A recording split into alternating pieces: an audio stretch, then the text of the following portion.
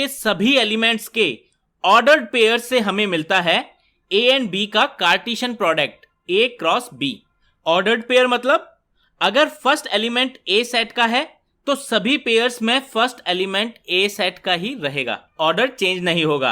अब इस ए cross B set से हम कुछ पेयर्स पिक करके एक सबसेट आर बनाएं ताकि हम हर पेयर के first element and second element को किसी एक पर्टिकुलर कैरेक्टरिस्टिक से रिलेट कर पाएं। तो इस सबसेट आर को हम रिलेशन बोलेंगे। इस एग्जांपल की बात करें तो यहाँ रिलेशन है first element is square of second element. Relation के सेकंड एलिमेंट को फर्स्ट एलिमेंट की इमेज कहते हैं। रिलेशंस को दो फॉर्म्स में लिख सकते हैं, set builder form and roster form. Therefore बच्चों इस रिलेशन का सेट बिल्डर फॉर्म होगा r equals to x, y pair such that x is square of y where x belongs to set A and y belongs to set B। And roster form हमें सभी pairs को list down करके मिलेगा। Set A and set B के diagrams में बच्चों relation हम दिखाते हैं by connecting related elements with arrows. Relation के फर्स्ट एलिमेंट्स के सेट को डोमेन कहते हैं एंड सेकंड एलिमेंट्स के सेट को कहते हैं रेंज। इस केस में डोमेन में ये दो एलिमेंट्स हैं एंड रेंज में ये चार एलिमेंट्स आएंगे बच्चों।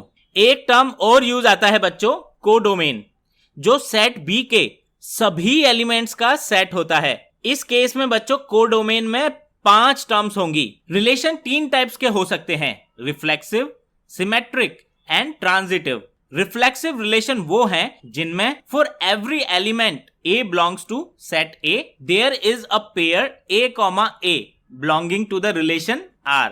फॉर एग्जाम्पल बच्चों अगर सेट A है 1, 2, 3 एंड हमें ये रिलेशन R दिया गया है, ये रिलेशन रिफ्लेक्सिव है बिकॉज A के हर एलिमेंट 1, 2 एंड 3 के लिए रिलेशन R में 1, 1, 2, 2 एंड 3, पेयर एग्जिस्ट करते हैं। सिमेट्रिक रिलेशन वो होते हैं बच्चों जिनमें सेट A के किन्हीं दो elements let's say A1 and A2 इनके कॉरस्पॉन्डिंग रिलेशन में अगर जो भी A1, A2 पेयर एग्जिस्ट करते हैं उनके कॉरस्पॉन्डिंग A2, A1 पेयर भी उस रिलेशनशिप से बिलोंग करना चाहिए। अगेन अगर सेम सेट A के लिए रिलेशन R ये दिया गया है। सो ध्यान से देखिए बच्चों, पेयर 1, 2 एंड 2, 3 की अगर हम बात करें तो इनके कॉरस्पॉन्डिंग 2, 1 एंड 3, 2 भी इस रिलेशन से बिलोंग करते हैं, इसीलिए ये रिलेशन सिमेट्रिक होगा। ट्रांजिटिव रिलेशन में बच्चों अगर सेट A के एलिमेंट से हम दो पेयर बनाते हैं A1, A2 and A2, A3 जो रिलेशन R से बिलोंग करते हैं, यहां दोनों पेयर में एक एलिमेंट A2 कॉमन है एंड इन दोनों पेयर के कॉरस्पॉन्डिंग बच्चों नॉन कॉमन एलिमेंट्स का जो पेयर है A1, A3 अगर वो भी R से बिलोंग करता है तो ये रिलेशन R ट्रांजिटिव रिलेशन कहलाएगा। फॉर एग्जाम्पल अगर सेट A 1, 2, 3 दिया गया है और इससे हमने बनाया है फॉलोइंग रिलेशन R, तो ये रिलेशन ट्रांजिटिव होगा बच्चों क्योंकि ध्यान से देखिएगा 1, 2 एंड 1, 3 दो पेयर्स हैं एंड इसके कॉरस्पॉन्डिंग 2, 3 जो पेयर बनता है वो भी रिलेशन R से बिलोंग करता है। अगर कोई relation R reflexive, symmetric and transitive तीनों है तो उसे इक्विवेलेंस रिलेशन कहते हैं। अब एक एग्जांपल डिस्कस करते हैं बच्चों जो एग्जाम्स के लिए बहुत इंपॉर्टेंट है। लेट्स से आपको एक सेट दिया गया है बच्चों सेट A जिसमें वो सभी इंटीजर्स हैं जो 0 से 12 के बीच में हैं इंक्लूडिंग 0 एंड 12। लेट्स से बच्चों सेट A से हमने ये रिलेशन S बनाया है, इसे इक्विवेलेंस रिलेशन प्रूव करना है। स्टेप्स बहुत सिंपल हैं, हमें रिलेशंस को रिफ्लेक्सिव, सिमेट्रिक एंड ट्रांजिटिव तीनों प्रूव करना होगा। रिफ्लेक्सिव के लिए हमें वो पेयर्स कंसीडर करने हैं जिनके दोनों एलिमेंट सेम हैं x, x और हमें आंसर करना है क्या modulus of x minus x divisible है 4 से सेट के सभी एलिमेंट्स x के लिए। अगर ऐसा है तो S रिफ्लेक्सिव रिलेशन होगा। अब क्योंकि modulus of x minus x की वैल्यू 0 होती है जो 4 से डिविजिबल होगी, therefore S is reflexive relation. Symmetric relation के लिए हमें प्रूव करना है सेट A के दो एलिमेंट्स x एंड y का पेयर अगर रिलेशन S से बिलोंग करता है यानी modulus of x minus y 4 से डिविजिबल है, देन S में y, x पेयर भी होना चाहिए, मीनिंग y माइनस एक्स का मॉड्यूलस भी 4 से डिविजिबल होना चाहिए। क्या y माइनस एक्स का मॉड्यूलस 4 से डिविजिबल होगा अगर x माइनस वाई का मॉड्यूलस 4 से डिविजिबल है? Modulus of x minus y अगर 4 से डिविजिबल है, then this should be equals to 4k where k is some integer value. और यहां से हमें मिलेगा minus times y minus x का मॉड्यूलस इक्वल्स टू 4k, और माइनस क्योंकि मॉड्यूलस से बाहर निकल के गायब हो जाता है, इसीलिए यहां से हमें मिलेगा y माइनस एक्स का modulus equals to 4k which is divisible by 4.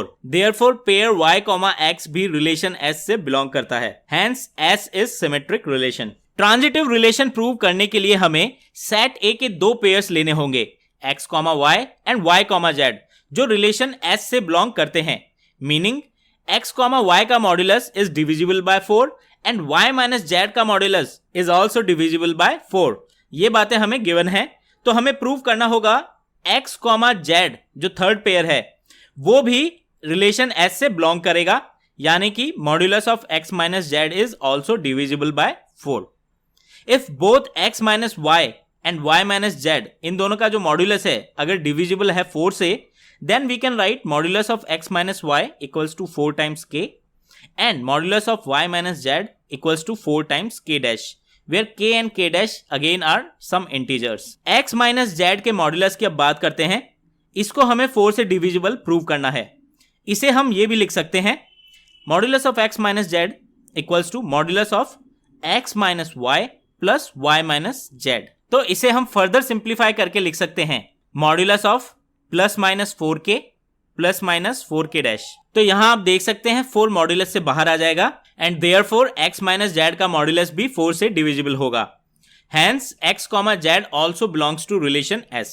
Therefore s is transitive relation. Since s is all reflexive, symmetric and transitive relation, therefore it is equivalence relation. इस क्वेश्चन में दो बातें और पूछी जा सकती हैं बच्चों, elements related to 1 and equivalence classes क्या होंगी। एलिमेंट्स रिलेटेड टू 1 का मतलब है बच्चों सेट A के सारे एलिमेंट्स जो 1 के साथ वो पेयर बनाते हैं जो रिलेशन S से बिलोंग करते हैं, जैसे 1, 1, 1, 5 एंड 1, 9। ये सभी पेयर्स रिलेशन S से बिलोंग करते हैं क्योंकि हर पेयर के एलिमेंट्स का डिफरेंस 4 से डिविजिबल है। Therefore elements related to 1 are 1, 5, 9। Equivalence classes का मतलब है बच्चों सेट A के हमने सबसेट बना दिए हैं सच दैट हर सबसेट के एलिमेंट्स का पेयर इक्विवेलेंस रिलेशन S से बिलोंग करता है। ये सबसेट ही इक्विवेलेंस क्लासेस होते हैं। इक्विवेलेंस क्लासेस के 3 पॉइंट ध्यान रखने हैं बच्चों। पहला point, every element of set A is in one and only one equivalence class. Second point is the intersection of two classes is empty. And third point is the union of all the classes is the entire set A. हमारे example में जो set A दिया गया है उसे बच्चों हम roster form में लिखते हैं। इस सेट की इक्विवेलेंस क्लासेस बनाते हैं। 0 से स्टार्ट करते हैं, 0, 0, 0, 4, 0, 8 एंड 0, 12 ये सभी रिलेशन S से बिलोंग करते हैं बिकॉज सभी का डिफरेंस 4 से डिविजिबल है। सो 0 से रिलेटेड एलिमेंट्स हो गए 0, 4, 8, 12। 1 के लिए पेयर आएंगे 1, 1, 1, 5 एंड 1, 9। सो 1 से रिलेटेड एलिमेंट्स हो गए 1, 5, 9। 2 के लिए पेयर्स आएंगे 2, 2, 2, 6 एंड 2, 10। देयरफॉर 2 से रिलेटेड एलिमेंट्स आएंगे 2, 6, 10। 3 की बात करें तो पेयर्स आएंगे 3, 3, 3, 7 एंड 3, 11। देयरफॉर 3 से रिलेटेड एलिमेंट्स होंगे 3, 7, 11। एलिमेंट 4 की अगर बात करें तो पेयर्स आएंगे 4, 0, 4, 4, 4, 8 एंड 4, 12। सो 4 से रिलेटेड एलिमेंट्स होंगे 0, 4, 8 एंड 12। यहां बच्चों ध्यान दो, एलिमेंट 4 इक्विवेलेंस क्लास डिफाइन नहीं करेगा क्योंकि इसमें आए एलिमेंट ऑलरेडी 0 की इक्विवेलेंस क्लास में आ चुके हैं। देयरफॉर सेट S की 4 इक्विवेलेंस क्लासेस बनेंगी, 0 से रिलेटेड सभी एलिमेंट्स की, 1 से रिलेटेड सभी एलिमेंट्स की, 2 से रिलेटेड सभी एलिमेंट्स की एंड 3 से रिलेटेड सभी एलिमेंट्स की। आप यहां पे चेक कर सकते हैं बच्चों कि ये जो इक्विवेलेंट क्लासेस आई हैं इनका यूनियन करने पर हमें ओरिजिनल सेट A मिल जाएगा एंड किसी भी क्लास में कोई भी एलिमेंट रिपीट नहीं हुआ है। बच्चों अब बात करते हैं फंक्शंस की। Function is a special type of relation between two sets denoted like this. इसीलिए अब यहां से आगे हम रिलेशन वर्ड की जगह फंक्शन वर्ड यूज करेंगे बच्चों। फंक्शन में स्पेशल ये है बच्चों कि सेट x के एलिमेंट्स की सेट y में एक ही इमेज होनी चाहिए, यानी किसी भी element x belongs to capital X के लिए y belongs to capital Y की एक ही वैल्यू होगी। फंक्शंस को हम ऐसे भी डिनोट करते हैं y इक्वल्स टू fx, जो हमें यह शो करता है बच्चों कि set x and set y के जो एलिमेंट्स के पेयर्स हैं वो रिलेटेड हैं बाय ए फंक्शन f। जैसा हमने पहले देखा था, सेट x के एलिमेंट्स जो फंक्शन f को बिलोंग करते हैं फंक्शन f की डोमेन डिफाइन करते हैं, एंड सेट y के एलिमेंट्स जो फंक्शन f को बिलोंग करते हैं फंक्शन f की रेंज डिफाइन करते हैं। वहीं अगर हम सेट y के सभी एलिमेंट्स की बात करें तो वो कोडोमेन डिफाइन करते हैं। फंक्शंस की 4 टाइप्स होती हैं बच्चों। First is one one function which is also called injective functions. Second is many one function. Third is onto functions which is also called surjective function. And last one is one one and onto both, यानी कि bijective functions. इन सभी types के functions को इन 4 images से समझते हैं। कोई function f one one या इंजेक्टिव तब होगा जब फंक्शन f की डोमेन के सभी एलिमेंट्स की अलग अलग इमेजेस हों। फर्स्ट एंड फोर्थ डायग्राम बच्चों यहाँ वन वन फंक्शन है, क्योंकि यहाँ सेट x के सभी एलिमेंट की सेट y में एक डिस्टिंक्ट इमेज है। ऑन द अदर हैंड, अगर सेट x के एक से ज्यादा एलिमेंट की सेम इमेज आ रही है तो फंक्शन मैनी टू वन होगा। जैसा कि सेकेंड एंड थर्ड डायग्राम में आप देख सकते हैं बच्चों, फंक्शन मैनी टू वन है। ऑन टू फंक्शन वो होते हैं बच्चों जिनमें कोडोमेन के सभी एलिमेंट्स किसी न किसी एलिमेंट ऑफ सेट x की इमेज हो। For example third and fourth diagram onto function है। ऑन टू फंक्शन की डेफिनेशन से हमें यह भी पता लगता है बच्चों कि जब रेंज एंड कोडोमेन बराबर होंगी तब फंक्शन ऑन टू होगा। अगर function both one one and onto है तो वो फंक्शन बाइजेक्टिव कहलाएगा। जैसे डायग्राम 4 की अगर बात करें तो डायग्राम 4 में function both one one and onto है, देयरफॉर इट इज बाइजेक्टिव। एक एग्जांपल से समझते हैं इस पर किस टाइप के क्वेश्चंस एग्जाम में पूछे जाते हैं। एक फंक्शन आपको दिया गया है जिसकी डोमेन है real positive numbers and codomain है 4 से लेकर इंफिनिटी तक के सभी रियल नंबर्स। फंक्शन हमें दिया गया है x स्क्वायर प्लस 4। हमें प्रूव करना है कि ये function both one one and onto है। वन वन फंक्शन के लिए देखते हैं बच्चों, अगर हम डोमेन में 2 एलिमेंट लें x1 एंड x2 जो कि पॉजिटिव रियल नंबर को बिलोंग करते हैं, then f(x1) equals to f(x2) should imply that x1 equals to x2, तभी फंक्शन वन वन होगा। यानी कि अगर इमेज सेम आ रही है तो एलिमेंट्स भी सेम होने चाहिए। f(x1) की वैल्यू होगी x1 square plus 4 and f(x2) की वैल्यू होगी x2 स्क्वायर प्लस 4। इन दोनों को इक्वेट करके हमें मिलेगा x1 equals to x2, therefore the function is one one. Onto की अगर बात करें तो हम x को y के टर्म्स में लिखकर देखेंगे।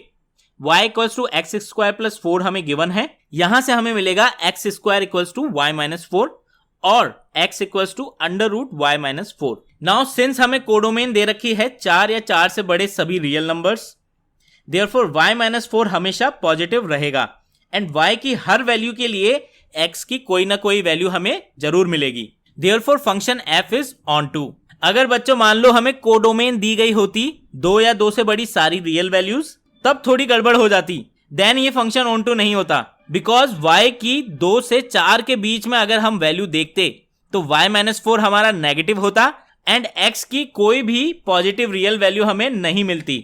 बच्चों अब बात करते हैं कॉम्पोजिट फंक्शंस की, जिसे लिखते हैं g ऑफ fx। अगर 2 फंक्शन दिए गए हैं सच दैट फंक्शन f की जो रेंज आती है बच्चों वो ही फंक्शन g की डोमेन हो, देन जब हम gx में x की जगह fx रिप्लेस करते हैं तब हमें composite function g of fx मिलता है।